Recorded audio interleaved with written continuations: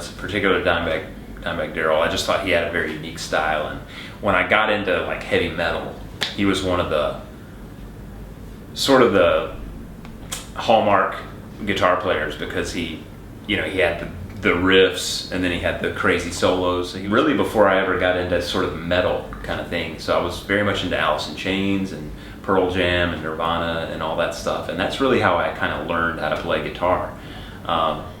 Guys like Eddie Van Halen and Dimebag, and even sort of some of the shred guitar players like Vinnie Moore and John Petrucci. The music, at first I was self-taught, and then I realized I was going to hit a ceiling pretty quickly if I didn't get some help. This was long before YouTube. I was very fortunate to have a teacher who insisted that I actually learn the notes on the fretboard and learn some basic music theory, and he kind of forced me to learn things that at the time I wasn't interested in learning. I just wanted to know how to play this Dinosaur Jr. song, you know what I mean? I wasn't trying to learn like what scale it was or what mode he was playing. It kind of forced me to learn,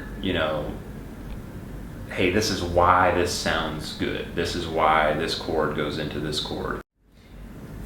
We prepare individually. We make sure our chops are good. We spend a lot of time, playing at home and playing to a metronome or playing to the album. That we're much older. I think we feel much more liberated by the music. At times in the past, we were so focused on being tight that it wasn't as fun to play. And the irony of it is that we're tighter because of that, I think. They're just great like warm-up exercises like string skipping and sort of 3-note per string scale patterns that just sort of get the fingers talking to each other, get the hands talking to each other. It's interesting, the first guitar I ever got was an Ibanez guitar. It was an old like 1980 studio guitar. It barely worked. I got it the very first time I saw like an S-Series guitar hanging up at the music store.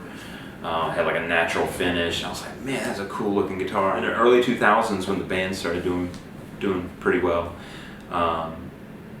Ibanez gave me sort of an artist deal, in the late 90s and early 2000s, there was this metal thing happening.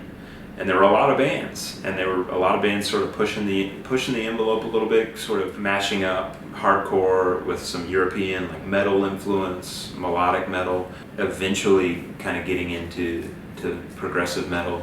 So all that was kind of going on at the same time, and it wasn't recognized on a global scale or even really a national scale, but it was happening, Hopefully soon, maybe on the next record cycle. I remember in 2010 we were able to make it work because we did a European tour, and then we were heading out to Australia, Japan. So it was like, oh, well, let's stop in Southeast Asia on the way.